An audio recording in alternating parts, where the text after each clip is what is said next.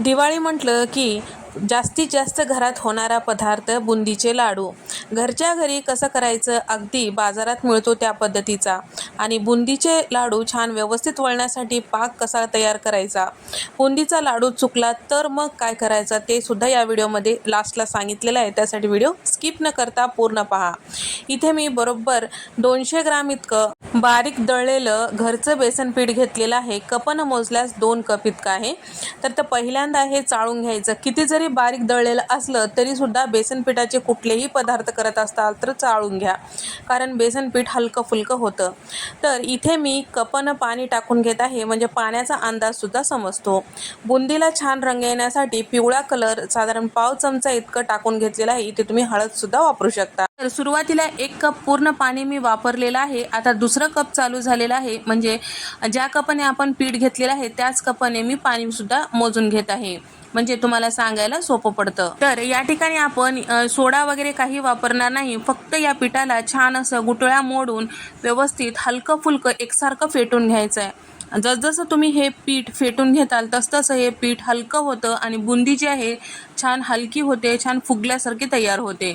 तर इथे मला पूर्ण हे पीठ भिजवण्यासाठी साधारण 1.5 कप इतकं लागलेलं आहे. वरी 3 चमचे इतकं पाणी लागलेलं आहे. तर बेसन पिठाच्या अनुसार, म्हणजे जुनं डाळीचं जर पीठ असेल तर पाणी थोडंसं जास्त लागू शकते. नव्या डाळीचं पीठ असेल तर 1-2 चमचे कमी लागू शकते.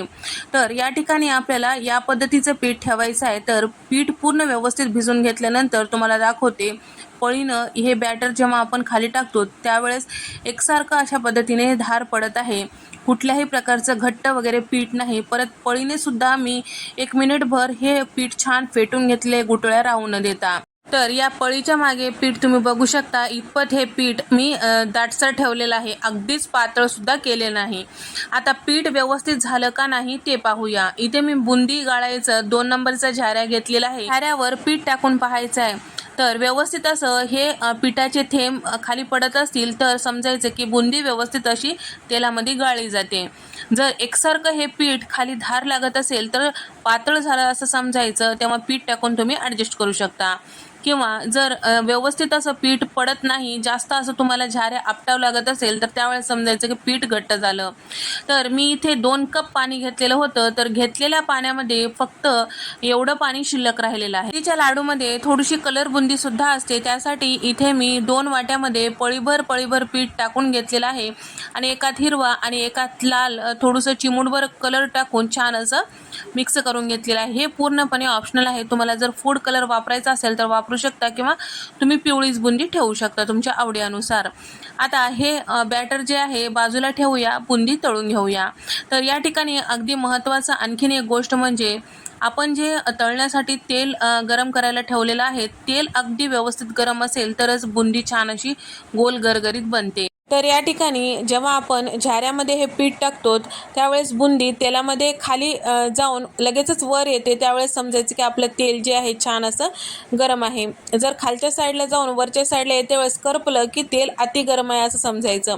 किंवा जेव्हा आपण बुंदी पाडतो त्यावेळेस हे बुंदी तेलामध्ये खाली जाऊन फार वेळानंतर वर आलं की समजायचं की आपलं तेल गरम झालेलं नाही, आणि त्याचबरोबर बुंदी जी आहे चपटी होते. या झाऱ्यावर 2 पळी इतकं पीठ टाकून घेतलेलं आहे. लास्टला थोडंसं या पद्धतीने आपल्याला हे झाऱ्या हलवायचं आहे, म्हणजे असलेलं पूर्ण पिठाचं बॅटर जे आहे खाली पडते. तर थोड्याशा वेळानंतर आपल्याला हे बुंदी छान असं चमच्याने हलवून घ्यायचं आहे. मोठ्या गॅसवरच तळून घ्यायचं आहे. एक 2-3 सेकंदानंतर सतत आपल्याला हलवत राहायचं आहे. त्यानंतर बुंदी हलकीशी नरम असते वेळेसच आपल्याला ताटामध्ये काढून घ्यायचं आहे. लक्षात ठेवा, जर बुंदी कडक झाली किंवा कुरकुरीत झाली तर पाक शोषून घेत नाही. नरम असली पाहिजे हे लक्षात ठेवा, आणि कच्ची असू नये हे सुद्धा लक्षात ठेवा. मोठ्या गॅसवर तळायचं हे सुद्धा लक्षात ठेवा. तर या ठिकाणी जेव्हा एकदा आपलं हे बुंदी तळून होते ना, त्यावेळेस झाऱ्या काय करायचं, या पद्धतीने पूर्ण व्यवस्थित पुसून घ्यायचं. पुसून घेतल्यानंतर झाऱ्या जे या पद्धतीने पालतं ठेवायचं, म्हणजे खालचं जे पीठ आहे छिद्रामध्ये जाऊन बसत नाही. तर झाऱ्या छान असं व्यवस्थित पुसून घेतल्यामुळे दुसऱ्या वेळेस करते वेळेस आपल्याला फार अडचणी येत नाहीत किंवा अडकून बसल्यासारखं बुंदी होत नाही. एकसारखं छान मोत्यासारखी बुंदी पाहिजे असेल तर ही ट्रिक नक्की करा. या ठिकाणी दुसऱ्या वेळेससुद्धा याच पद्धतीने मी बुंदी पाडून घेत आहे. तर या ठिकाणी हलकंसं हलवून घ्यायचं ये झाऱ्या, म्हणजे छान असं बुंदी असलेली व्यवस्थित असं पडल्या जाईल. बुंदीचा पहिल्यांदा घाणा तळून घेतल्यानंतर दुसऱ्यांदा जेव्हा आपण बुंदीचा घाणा टाकतो त्यावेळेस तेल छान गरम असायला पाहिजे. लगेचच बुंदी तेलामध्ये सोडू नका. थोडंसं तेल छान गरम झाल्यानंतर आपल्याला बुंदी गाळून घ्यायचं आहे. तर या ठिकाणी साधारण 4 ते 5 सेकंदानंतर, लक्षात ठेवा सेकंदानंतर आपल्याला हे बुंदी तेलातून हलकीशी हे तळून झाल्यानंतर काढून घ्यायचे आहे ताटामध्ये. छान तेल निथळून घ्यायचं हे सुद्धा लक्षात ठेवा. तर या ठिकाणी तुम्ही बघू शकता मस्त गोल गरगरीत बुंदी झालेली आहे आणि नरम असलेली ही बुंदी आहे. तर या ठिकाणी आता ताटामध्ये हे बुंदी काढून घेऊया. बुंदीचा झाऱ्या नसेल तर या पद्धतीचे जे झारे असते त्याच्याने सुद्धा तुम्ही बुंदी गाळून घेऊ शकता. तर या ठिकाणी आपल्याला पीठ थोडं थोडं टाकायचं आहे, एकदाच टाकता येत नाही, कारण हे झारे जे आहे खोल नसते आणि पसरट असते, त्यामुळे थोडं आपल्याला टाकून घ्यायचं आहे पीठ. अगदी हळूवारपणे आपल्याला हे बुंदी पाडून घ्यायचं आहे. तर या झाऱ्याने छान असं मोत्यासारखी बुंदी होते, पण अगदी काळजीपूर्वक करावा लागतो आणि थोडासा वेळ जास्त होतो. तर या ठिकाणी हे बुंदीसुद्धा छान असं तळल्या गेलेली आहे. आता सेम पद्धतीने आपण हिरव्या कलरची बुंदी आणि त्याचबरोबर लाल कलरची बुंदीसुद्धा तळून घेऊया. तर हिरव्या कलरमध्ये मला थोडंसं कलर कमी पडलेला होता, त्यामुळे थोडं हिरवा असं झालेलं नाही. तुम्ही थोडंसं कलर जास्ती टाका, पाव चमचापेक्षा, म्हणजे छान असं हिरवागार असं बुंदी तयार होते. तर या ठिकाणी दोन्ही कलरच्या बुंदी इथे मी तयार करून घेतलेला आहे. आता सगळे एका ताटामध्ये काढून घेऊया. तर या ठिकाणी इथे आपली मस्त गोल गरगरीत अशी बुंदी तयार झालेली आहे. तर पहिल्यांदा आपल्याला पाक करण्यापूर्वी हे बुंदी जी आहे छान असं मोजून घ्यायचं आहे, म्हणजे साखरेचा अंदाज आपल्याला समजतो. तयार झालेली बुंदी साधारण 290 म्हणजेच 300 ग्राम इतकं धरूया. तेवढ्याच प्रमाणात आपल्याला साखरसुद्धा घ्यायची आहे. तर या ठिकाणी इथे मी साखरसुद्धा मोजून घेतलेली आहे 300 ग्राम इतकं. बेसन पीठ आपण सुरुवातीला घेतलेलं होतं ते धरायचं नाही. इथे आपल्याला साखरेचं प्रमाणासाठी तयार झालेली बुंदीचं प्रमाण धरायचं आहे. तर आता या ठिकाणी घेतलेलं साखर जे आहे आता एका पसरट कढईमध्ये, जाडबुडाच्या कढईमध्ये टाकून घेतलेलं आहे आणि साखर बुडेल इतकं पाणी टाकून घेतलेलं आहे. तर कपानं मोजल्यास हे जे साखर आहे 1.5 कप इतकं साखर झालेली आहे. लाडूला खमंग चव येण्यासाठी पाव चमचा वेलची पूड यामध्ये टाकून घेतलेला आहे. इथे साखर पूर्ण पाण्यामध्ये विरघळल्या गेलेली आहे. गॅसचा फ्लेम कमी केलेला आहे. तर कपानं मोजल्यास पाऊण कप इतकं इथे मी पाणी टाकून घेतलेलं आहे, त्यापेक्षा जास्त टाकायचं नाही. तर या ठिकाणी गॅसचा फ्लेम कमी केलेला आहे. सतत या पद्धतीने आपल्याला हलवत राहायचं आहे, म्हणजे पाक छान तयार होतो. तर या ठिकाणी साखर पूर्ण विरघळल्यानंतर साधारण 2 ते 3 मिनिटांनंतर या पाकाला छान दाटसरपणा आलेला आहे. चमच्यातून जेव्हा आपण पाकाचे थेंब कढईमध्ये टाकत आहोत त्यावेळेस पाक जे आहे खिचल्या चाललेला आहे. पाकाचा जो लास्टचा ड्राप आहे खिचल्या चाललेला आहे, म्हणजेच पाक छान तयार झालेला आहे. तर इथे मी गॅस बंद केलेला आहे. पाकाचा एखाद थेंब मी या पद्धतीने 2 बोटात धरून चेक करत आहे. तर तुम्ही बघू शकता हलकीशी तार बनत आहे, अगदीच एकतारी नाही, हे सुद्धा लक्षात ठेवा. तर या लाडूला छान चव येण्यासाठी अगदी पाव चमचा इथे मी तूप टाकून यामध्ये मिक्स करून घेतलेला आहे. टाकते वेळेसचा व्हिडिओ मिस झालेला आहे. सोबतच यामध्ये इथे मी मगजबी 2 चमचे, 2 चमचे काजूचे तुकडे टाकून घेतले, 2 चमचे बदामाचे तुकडे टाकून घेतलेला आहे आणि 3 चमचे इतकं किशमिश किंवा मनुके टाकून घेतलेलं आहे. सगळं छान व्यवस्थित मिक्स केलेलं आहे. पाक गरम असते वेळेस आपल्याला तयार करून घेतलेली जी बुंदी आहे यामध्ये टाकून घ्यायचं आहे. पाक व्यवस्थित झालं की लाडू छान व्यवस्थित तयार होतात.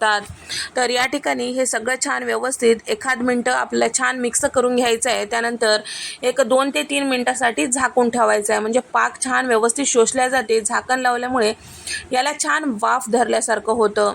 तर इथे साधारण एक 2 ते 3 मिनिटानंतर मी एकदा झाकण काढून छान व्यवस्थित मिक्स केलेलं होतं, म्हणजे खालची बुंदी वर केलेली होती आणि वरच्या बुंदीला छान व्यवस्थित खाली केल्यामुळे सगळीकडं पाक छान व्यवस्थित लागल्या जातो. परत झाकून ठेवलेलं होतं. बरोबर एक 5 ते 6 मिनिटानंतर इथे तुम्ही बघू शकता छान असं पाक शोषला गेलेला आहे. बुंदीचे लाडू करते वेळेस बुंदी जी आहे हलकी गरम असायला पाहिजे, म्हणजे हाताला आपल्याला सोसेल इतपत गरम असायला पाहिजे, तरच व्यवस्थित लाडू वळल्या जातात. अगदी थंड झाल्यानंतर लाडू व्यवस्थित वळत नाहीत. तर मी इथे हाताला थोडंसं पाणी लावून घेतलेलं आहे. तर आचारी लोक जेव्हा जास्त प्रमाणात करतात तेव्हा सुद्धा हाताला थोडंसं पाणी लावून करतात. तर पाणी लावल्यानं आपले लाडू काही खराब होत नाहीत. जर तुम्हाला वाटत असेल तर त्यावेळेस तुम्ही थोडंसं तुपाचा हात लावून हे लाडू जे आहे वळून घेऊ शकता. तर या ठिकाणी इथे तुम्ही बघू शकता मस्त गोल गरगरीत आणि टपोरी बुंदी इथे आपली दिसत आहे. तर मस्त असे आपले लाडू तयार झालेले आहेत. तर या ठिकाणी तुमचा पाक जर बिघडला तर काय करायचा? तर पाक बिघडला म्हणजे काय, थोडंसं हलकी अशी कवळी चाचणी जर तुम्ही घेतली असताल, म्हणजेच हलकंच तार तयार झालं, त्यावेळेस तुम्ही लाडू वळायला घेतला असताल तर लाडू वळल्या जात नाही. त्यावेळेस काय करायचं, गॅसवर थोडंसं ठेवून घ्यायचं आणि थोडंसं परतून घ्यायचं, म्हणजे त्याला चिकटपणा येतो आणि लाडू थोडंसं कोमट गरम असल्या वेळेस वळून घ्यायचं. जर पाक जास्तीचा झाला म्हणजेच कडक झाला तर काय करायचं, जर बुंदी असेल तर 5-6 चमचे पाणी गरम करून घ्यायचं. त्यानंतर पाण्याचे शिंतोडे या बुंदीला मारायचे, म्हणजे हे बुंदी जे आहे यामधलं साखर वितळल्यासारखं होतं आणि व्यवस्थित लाडू वळल्या जातात. बुंदी तुम्ही कडक स्वरूपाची तळली असेल तरी सुद्धा पाक शोषून घेत नाही आणि लाडू व्यवस्थित वळल्या जात नाही. त्यावेळेस जास्त वेळ पाकामध्ये ठेवायचं. जर बुंदी थंड झाली असेल तर हलकंसं कढई गरम करून घ्यायचं, त्यानंतर लाडू वळून घ्यायचं आहे. तर या ठिकाणी मी घेतलेल्या प्रमाणानुसार 600 ग्राम इतके आपले लाडू झालेले आहेत, म्हणजे अर्ध्या किलोपेक्षा जास्त झालेले आहेत. आणि थोडेसे मोठ्या आकाराचे हे लाडू 9 इतके झालेले आहेत. व्हिडिओ आवडल्यास व्हिडिओला लाईक करा, चॅनलला सबस्क्राईब करा आणि तुम्हाला हा व्हिडिओ कसा वाटला कमेंट करून सांगा.